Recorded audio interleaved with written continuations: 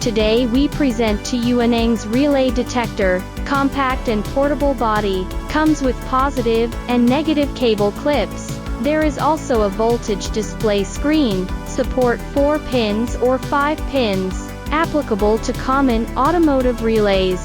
Easy to detect, just clip the battery, according to the number of pins, 5 pins here. Pull to 5 pin. Plug in the relay.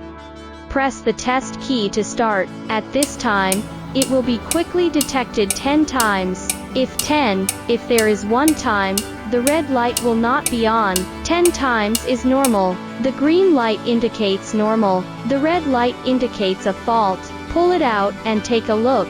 This pin is broken, unable to use. This is a 4 pin. Plug it in here. Pull to 4 pin. Start detection, or 10 quick tests. Very convenient to judge good or bad.